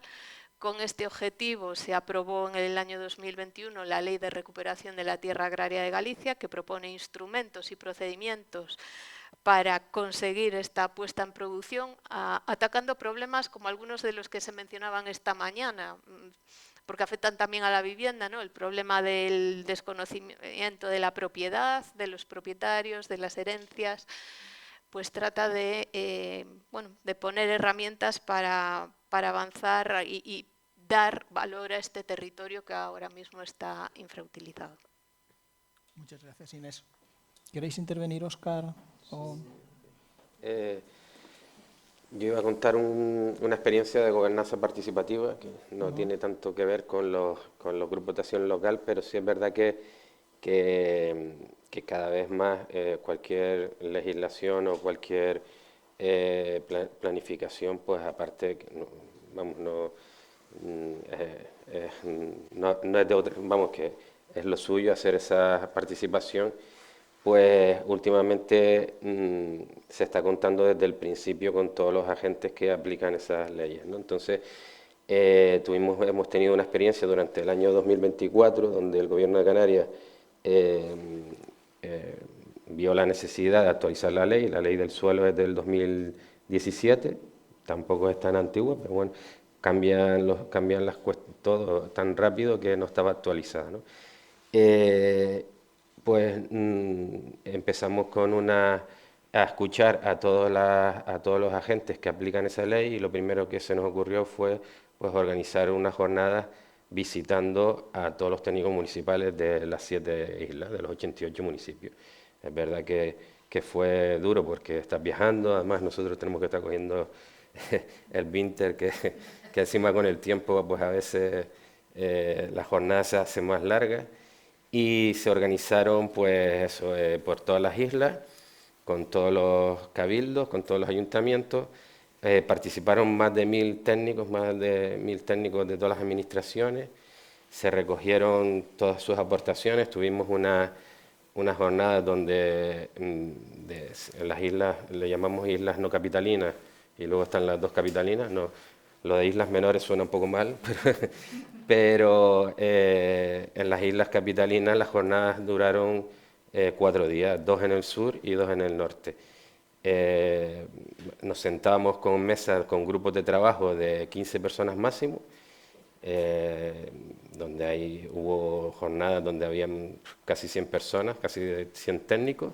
Se recogieron todo el día a día de la oficina técnica municipal, de cómo aplican por cada bloque de la ley cómo la aplican, sus problemas, se elaboraron pues actas, memorias, luego hubo una jornada de devolución cuando ya se redactó un documento, también hubo jornadas con colegios profesionales, etcétera. Y de hecho ahí nos dimos cuenta de problemas que se van encontrando con los ayuntamientos, aparte de los medios, que el Gobierno de Canarias pues ha decidido incluso pues ya acometer. Ahora mismo esa actualización de la ley está en el Parlamento, que esperemos que no nos modifiquen todas esas cuestiones porque cuando entra un proyecto de ley en el Parlamento luego al final no sale lo que uno quiere, pero bueno, que ahí están recogidas todas las cuestiones que pidieron los técnicos. Entonces, se han adelantado algunas modificaciones en leyes que han salido, como el artículo 35, que era la ordenación de los asentamientos rurales. Entonces, actualmente no pensaba en los municipios reto demográficos ese artículo, porque exigía a la hora de ordenar los asentamientos justificar el crecimiento poblacional del municipio. Entonces, no te dejaba crecer interiormente los municipios si no justificabas un crecimiento poblacional. Entonces, era incongruente. Un municipio que está perdiendo población, nunca le vas a dejar crecer el asentamiento. Entonces, se han modificado ese artículo para los municipios de menos de 10.000 habitantes y eso ha significado que los planes, la verdad que están, los que están modificándose en la actualidad, pues están dando posibilidad a nuevos crecimientos interiores. No estamos hablando del límite exterior, lo que es suelo rústico de protección siempre será suelo rústico de protección, pero sí permite dar margen a esos municipios a pequeños crecimientos. La verdad que eso ha sido una gran experiencia. Ahora mismo, de hecho, de esa experiencia de participación de una ley, pues Canarias se encuentra con la redacción de la Ley de Protección Civil y Emergencia, que no tenía nada más que una ley bastante antigua, y han querido que hagamos lo mismo. Entonces estamos ahora recorriendo las islas. Eso sí, ahora con quien nos encontramos y nos reunimos en mesas son con policías, guardias civiles, salvamentos,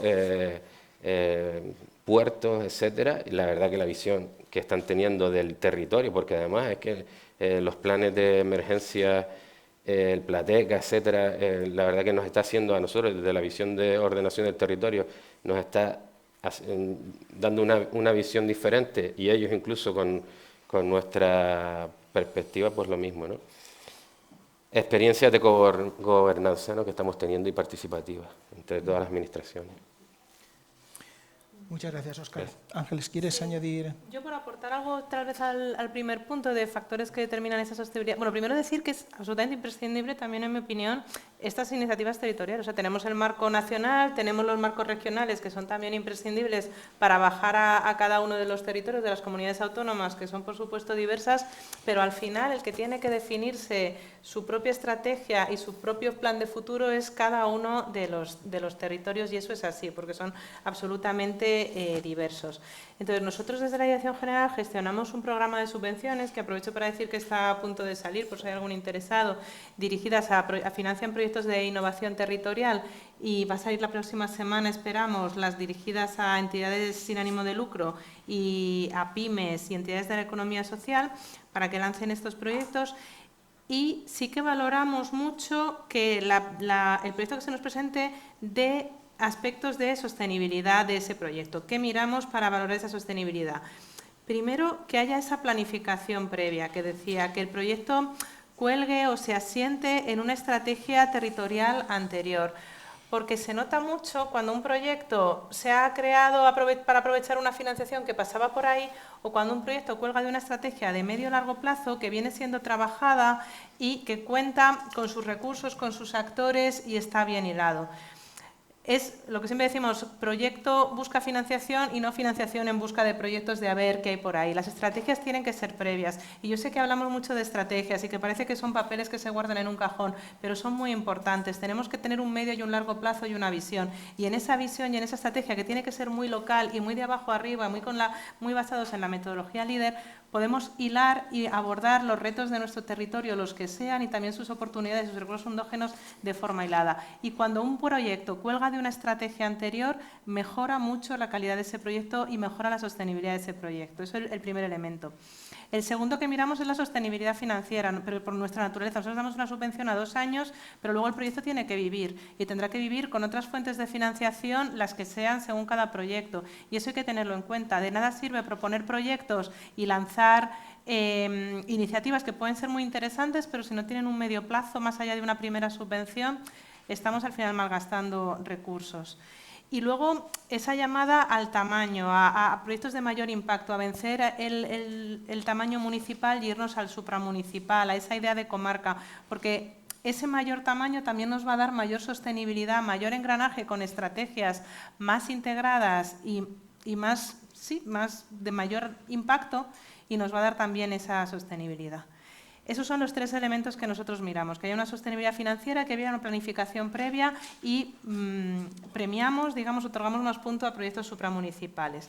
Y luego se nota mucho cuando hay un liderazgo o una dinamización detrás de ese proyecto. Y los grupos de acción local son un agente de liderazgo y un agente dinamizador estupendo, pero también hay otros agentes, otras asociaciones, la propia universidad, desde las administraciones también se lideran proyectos. Se nota mucho cuando en un territorio se dispone de un agente dinamizador, el que sea, o de un agente de liderazgo, que es capaz de llevarse ese proyecto al medio plazo, y cuando fracasa o cuando no se consigue ese liderazgo. Es un elemento imprescindible. Y luego, por lanzar una idea nueva, dar una oportunidad a innovar en herramientas de la economía social. A lo mejor hay determinados proyectos que no encuentran una lógica de mercado, pero sí encuentran una lógica de economía social, con figuras como una cooperativa o una fundación pública. Es decir, siempre hablamos de colaboración público-privada y entramos en un terreno pues pantanoso porque nos faltan herramientas o no tenemos claro cómo se utilizan, pero hay herramientas, ya hay proyectos de éxito. La semana pasada tuvimos una de las reuniones de los grupos de los centros de innovación territorial y se pusieron se presentaron proyectos de éxito con esa forma de cooperativas, de fundaciones llevadas desde ayuntamientos, con fórmulas innovadoras que pueden adaptar esa financiación y esa necesidad de tener un acompañamiento al proyecto en el largo plazo y conseguir una viabilidad del proyecto utilizando estas figuras. Y yo creo que es algo que desde las administraciones por lo menos tenemos que explorar con más intensidad. Muchas gracias, Ángeles. Pues la verdad no estaba previsto, pero Ángeles ha introducido el tema de los centros de innovación territorial y es precisamente sobre el tercer bloque que yo les quería plantear. La innovación, como bien sabemos, se ha convertido en una palabra que está omnipresente también en las políticas rurales. Y sin embargo, los territorios demandan innovación, demandan continuidad, demandan acompañamiento, demandan estructuras estables que garanticen la sostenibilidad de esas iniciativas, como bien se comenta, y Ángeles ha introducido precisamente probablemente el instrumento o uno de los instrumentos más importantes que ha lanzado el Ministerio en los últimos años, que son los centros de innovación territorial. Es una apuesta muy fuerte, de gran potencial, y que, bueno, yo creo que está en fase de consolidación, desarrollo y consolidación. Creo que son 22 o 23 centros los que hay en estos momentos, en diferentes fases. Pero 2 o 3 ideas para el debate. En muchos territorios rurales la clave a veces no está tanto en inventar nuevas fórmulas como en fortalecer las existentes, ¿no? Entonces, ahí una de las preguntas que nos podemos plantear es cómo pueden los centros de innovación territorial e incluso los grupos de acción local, cada uno a su nivel, u otros actores, como bien plantea Ángeles, actuar conjuntamente, cooperar como verdaderos motores de dinamización económica y de acompañamiento de todas estas iniciativas rurales que deben de ser sostenibles, surgir desde abajo, como han planteado también Ángeles e Inés. Por otro lado, los centros de innovación territorial se conciben como espacios para conectar conocimiento, innovación, acción, pero también es cierto que su consolidación y su continuidad condicionan la efectividad real, ¿no?, en última instancia. Entonces, la experiencia que tenemos en estos momentos, una de las preguntas que nos podemos plantear es qué aprendizajes derivan de la experiencia de los centros de innovación territorial y qué es lo que necesitaríamos para que se conviertan en estructuras que sean permanentes, de cooperación, de apoyo a la innovación territorial, y cómo pueden complementarse con esas otras estructuras que hay en el territorio.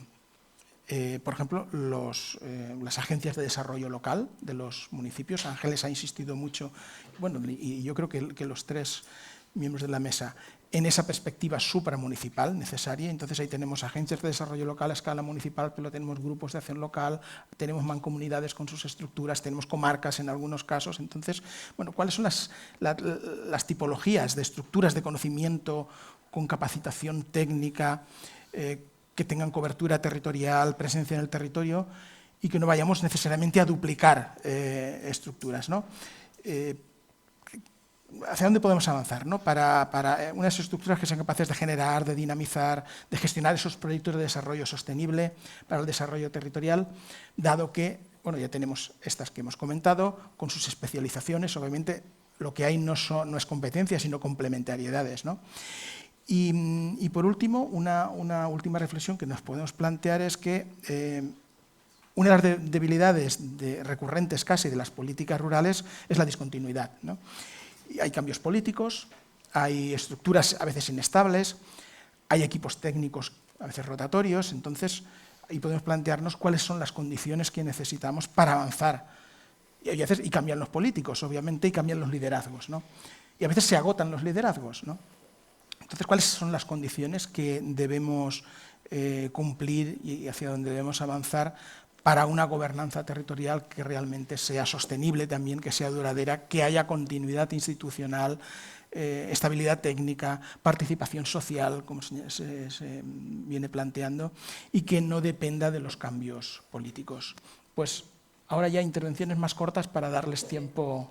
Venga, gracias. Por explicar un céntimo más de información sobre los centros de innovación territorial, ha sido una apuesta del Ministerio la creación de una red de centros de innovación territorial. Al final es un convenio entre el Ministerio y las diputaciones provinciales. Tenemos ya convenio o protocolo en una fase anterior, tenemos ya más de 20 por todo el territorio y es una red que está creciendo y se está consolidando. No buscan crear nada, no buscan crear otro nivel administrativo, ni mucho menos. Es una colaboración entre dos entidades que ya existen, pero sí que queríamos llevar esa perspectiva de la innovación a los territorios desde ese ámbito supramunicipal, y por eso nos apoyamos en las diputaciones provinciales, con la idea de que no se queden, por supuesto, en las capitales de provincias, sino que bajen a las comarcas más afectadas por la despoblación. De hecho, muchas provincias lo que hacen es varios centros colocándolos en distintas comarcas.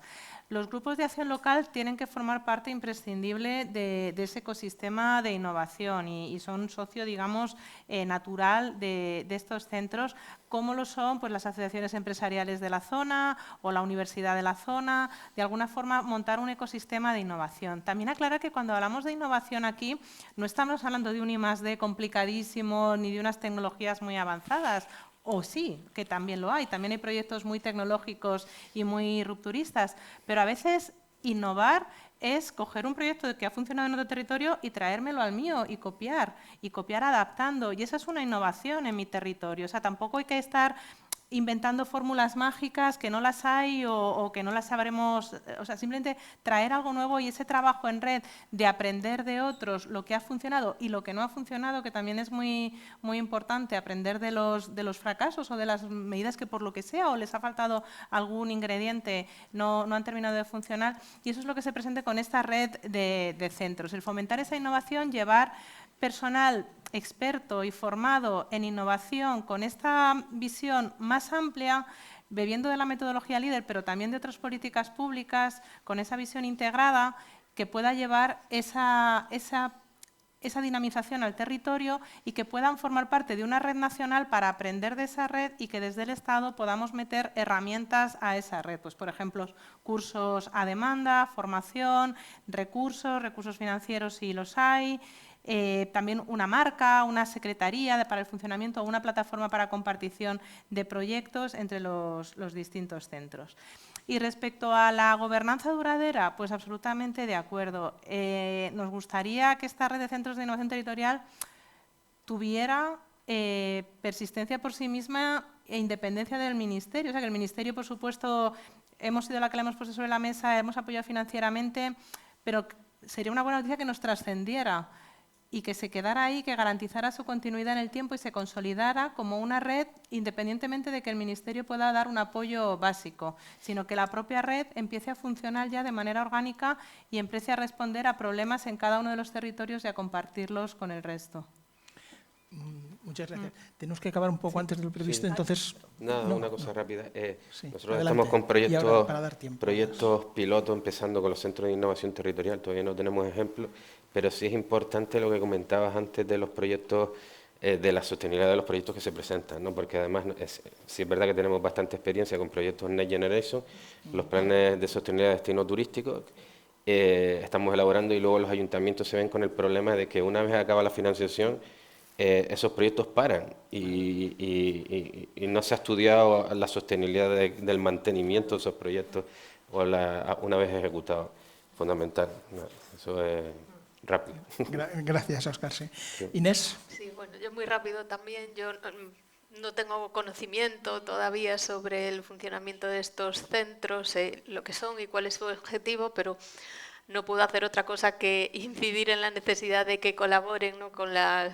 En nuestro caso con las universidades, con los grupos de investigación que hay en el territorio. Sé que hay un centro en Lugo, por ejemplo, yo soy profesora en el campus de Lugos, que es un campus de la Universidad de Santiago en esa ciudad, que se llama Campus Tierra, precisamente porque la temática es el rural, ¿no? Y bueno, sería bueno...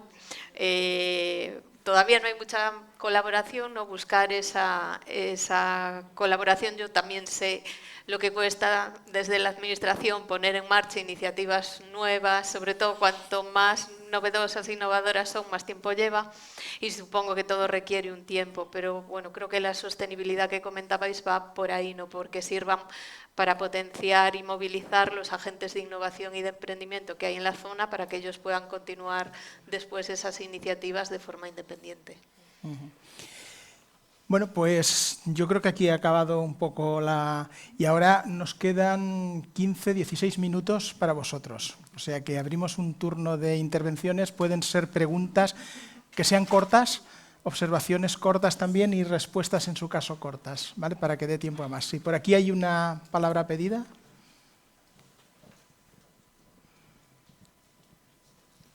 Adelante, te presentas y lanzas la pregunta. Hola, buenas tardes. Yo soy Eva Padrón, de GESPLAN también. Y mi pregunta va para Ángeles.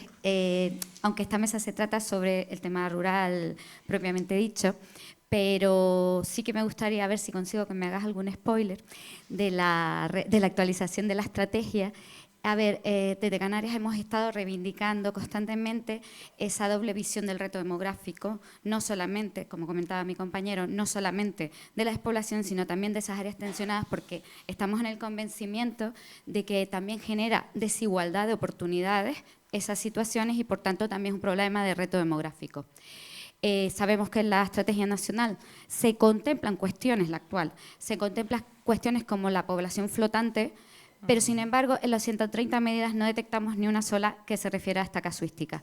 Lo hemos solicitado también en estas alegaciones, hemos hecho alegaciones a la estrategia para esta actualización y las reiteraremos ahora en el periodo de información pública. Y era a ver si me hacías algún spoiler y me decías si finalmente se va a contemplar esta casuística en la actualización de la estrategia. Muchas gracias. Adelante. Pues, bueno, Benidorm reclamó claro. en su momento entrar en reto demográfico también, Sí, o sea, sí. por población flotante. Sí, totalmente. Adelante. Al final el reto que tenemos en nuestro país, claro, se habla de la despoblación, pero el reto es la concentración, la tremenda concentración de población en muy pocos núcleos urbanos que todos conocemos, las capitales, Madrid, Barcelona, las 3-4 grandes ciudades y las islas. Baleares tienen un tremendo problema y Canarias en algunas de sus islas, y eso es así. Es verdad que la estrategia aborda la equidad territorial más desde el punto de vista de la despoblación y se centra en lo que partimos es de que, y hay una parte de la estrategia que habla sobre este tema, tanto sobre les llama, si no recuerdo mal, territorios de alta concentración de población, Y luego también otro apartado diferente para la población flotante, porque población flotante hay en estos territorios y también hay a veces en territorios rurales donde se ve su población se multiplica por 10 a lo mejor en temporada estival, y eso también da lugar a otros retos. Entonces hay una reflexión sobre ello en el documento.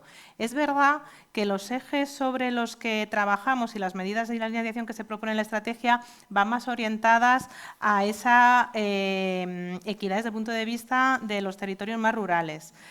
Dicho esto, si se detecta cualquier medida, ahora que va a estar en consulta pública, estamos dispuestísimos a analizarla y a estudiarla. Yo sé que hay medidas puestas sobre la mesa para, bueno, en el caso no va sobre la población, sino por el tema de la insularidad, de apoyo a la conectividad, tanto de viajeros como de mercancías. Hay medidas que abordan estos temas. Es verdad que la estrategia no tiene líneas de acción específicas sobre la sobrepoblación, sino que entiende que mejorando la calidad de vida y el atractivo de los territorios menos poblados es una oportunidad de desconcentración de la población.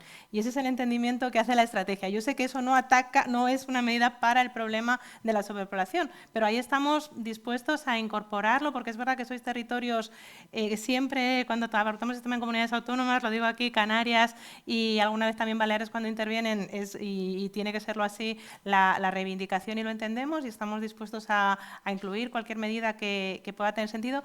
Pero es verdad que el tema afecta, te has nombrado Benidorm, pero afecta a Madrid, a Barcelona, con precios de vivienda y a otras grandes capitales muy tensionados, con saturación en el acceso a servicios públicos, con saturación en sistemas de transporte. Por lo tanto, hay retos en las áreas tensionadas, obviamente que los hay. Creemos que el desarrollo más homogéneo y más equitativo del resto del territorio representa una oportunidad para una mayor desconcentración de la población, y así lo ve esa estrategia. Pero si hay alguna medida específica para la sobrepoblación, a día de hoy no lo veréis en el borrador, pero dispuestos también a incluirla. Por continuar con el spoiler, si me permite, Ángeles, mañana creo que hay una reunión del grupo de expertos de la estrategia y es una oportunidad para plantearlo. Bien, más preguntas, más observaciones, cuestiones. No es posible que no haya ninguna. Sí, por ahí al fondo hay una y luego aquí otra.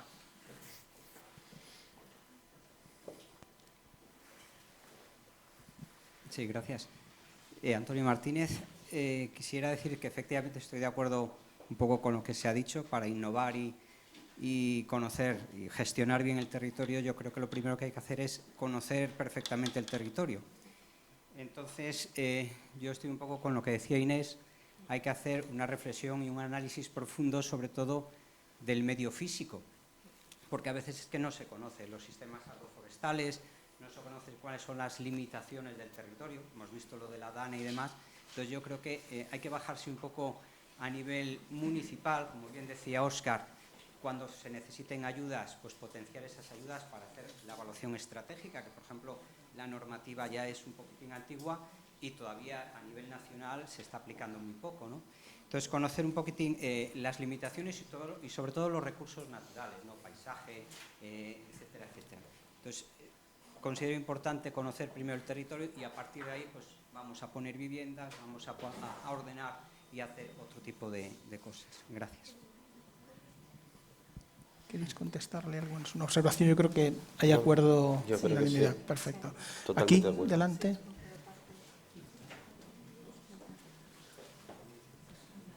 Bueno, por ser rápido, para no demorar mucho el tiempo de la mesa, gracias a los cuatro por la fabulosa mesa que nos habéis brindado. Yo quería hacer 3 preguntas concretas, ¿no?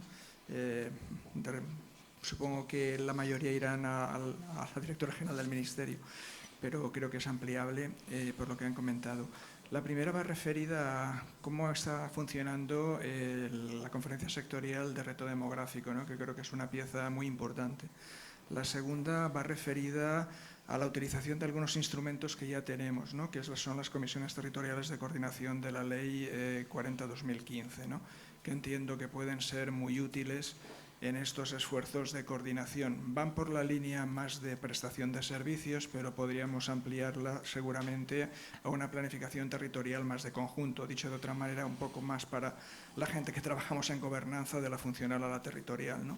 Y la última cuestión, que ahora no me acuerdo cuál era, sí, era qué hay del 5.2 del FEDER, ¿no? Es decir, porque seguramente Inés hacía diciendo es que no podemos reducir todo al líder. Bueno, de hecho yo creo que desde el punto de vista europeo eso ya se ha trascendido, la metodología líder y la filosofía se ha ampliado a otras áreas. Lo que ocurre es que yo no sé si el 5.2 que ha quedado en manos del Ministerio de Hacienda o no, el 5.1, es que cuando ves lo que se hace, hay mogollón de proyectos del 5.1 y apenas hay nada del 5.2. Yo creo que ahí sí que hay una oportunidad muy interesante para desarrollar en la línea que planteaba Inés, ¿no? Es decir, estas serían mis tres cuestiones. En fin, lamento abrir un poco el melón, pero que tenemos que acabar, pero era una duda que tenía. Es oportuno. Sí, gracias, Chimo.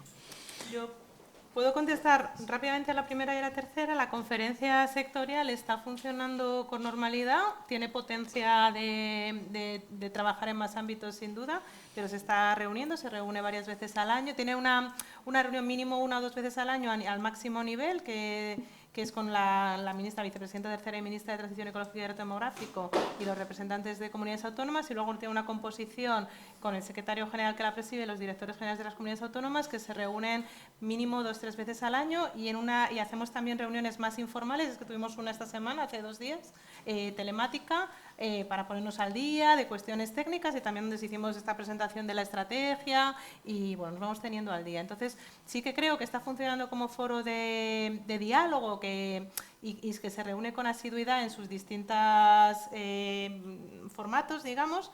También es verdad que yo creo que puede ampliarse sus funciones y su utilización como foro de compartición de buenas prácticas. Pero bueno, yo creo que Marcha Bien es una conferencia sectorial joven también, que se creó en el año 2020, empezó a funcionar en el año 2021.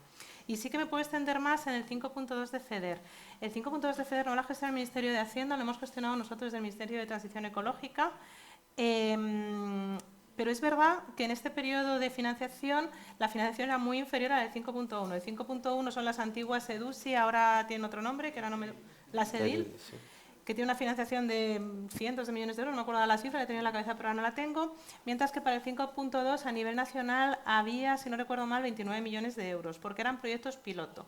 Entonces se hizo una convocatoria este año donde eran proyectos piloto y en determinadas comunidades autónomas, no aplicaba todo, aplicaba las 2 Castillas, Extremadura y aquí me dejo, y Andalucía, por ser territorios FEDER de regiones menos desarrolladas y más afectados por la despoblación. Entonces quedaban fuera, por ejemplo, Aragón, por ser una región más desarrollada, o Galicia, en esta fase de proyectos piloto.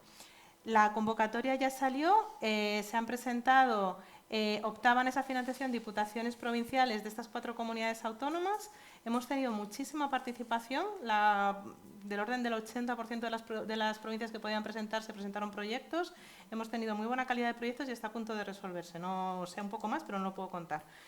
Hemos visto, efectivamente, la convocatoria FEDER, y así nos lo imponía el reglamento, tiene... O sea, lo que nos obligaba era buscar proyectos piloto con esta consideración de área funcional no urbana, igual que las EDUS y las ahora EDIL buscan las áreas funcionales urbanas, esto era para áreas funcionales no urbanas, de territorios en general de menos de 10.000 habitantes, es decir, poblaciones muy pequeñas, pero era requisito tener una estrategia previa, una estrategia integrada, que se han utilizado en muchos casos la metodología de la Agenda Urbana Española para construir esas estrategias. Y lo que puedo decir es que hemos tenido muy buenos proyectos y mucha competencia. Y nada, está a punto de resolverse, estas semanas de resolverse. Lo hemos tenido como una fase piloto, de proyectos piloto, de cara a demostrar, tanto a la Comisión Europea como también al Ministerio de Hacienda, de que hay proyectos y hay capacidad técnica de hacer proyectos en áreas funcionales en territorios rurales, que era algo que se sabía que para las áreas urbanas hay esa capacidad, y se quería demostrar para las entidades no urbanas, para las zonas rurales. Creo que se va a poder demostrar y que eso sale fortalecido para el próximo programa de financiación, para el próximo marco financiero, que nos va a permitir reclamar más financiación para estos proyectos en zonas rurales con estas metodologías de estrategias integradas y estrategias comarcales o de áreas funcionales. Si me permite Sí. un comentario en adición a esto, es que seguramente podríais establecer un mecanismo de coordinación también con la subdirección o la Dirección General de Agenda Urbana, Sí. también para, digamos, unir esfuerzos en las nuevas agendas urbanas e innovadoras urbanos-rurales, ¿no? Que puede completar un poco el panorama. Han estado presentes, han estado desde el inicio, los proyectos se han valorado desde agenda urbana, desde reto demográfico, y ha estado presente el Ministerio de Hacienda, pero no ha valorado, ha estado presente en todas las reuniones. Pero agenda urbana ha estado en la valoración, ellos han valorado las estrategias de agenda urbano-rural, que ahora siempre utilizan el apellido rural, yo creo que con muy buen criterio. Ha estado presente valorando las estrategias y luego nosotros hemos valorado los proyectos. Bueno, ha sido conjunto, pero sí, ha estado involucrado desde el inicio. ¿Tiempo para una ultimísima cuestión? ¿No? Pues yo lo que haría, nos quedan 4 minutos, es lanzar o invitar a los invitados, valga la redundancia, a 1 minuto de reflexión o de respuesta de cuál sería desde vuestro punto, de todo lo que hemos hablado, en la mesa redonda se llama del diseño a la acción, políticas y estrategias para el desarrollo de los espacios rurales, el elemento clave desde vuestro punto de vista para avanzar en esta dirección. En 1 minuto, de todas las prioridades y todo lo que hemos dicho, habéis dicho cosas muy interesantes, pero esto es lo primero, como mensaje final. ¿Empiezas tú, Ángeles? Si hablo a territorios, yo les diría que se doten de una estrategia territorial de medio plazo. Y ya proporcionaremos marcos desde las comunidades autónomas y desde el Estado, pero que desarrollen, porque es una herramienta que les va a permitir... Y cuando hablas de territorios, hablas de escala supramunicipal. Sí, idealmente. Y que dependerá del territorio, y hay, por supuesto, ya no lo mismo en las islas, que no, pero en general de escala supramunicipal. De acuerdo. Yo diría que se dote económicamente a todas las acciones y que hacemos estrategias, hacemos planes de acción, pero si no hay partidas presupuestarias eso, y que ayuden a los ayuntamientos. Sostenibilidad financiera, digamos. Exactamente. Ahí. Inés. Bueno, yo algo similar.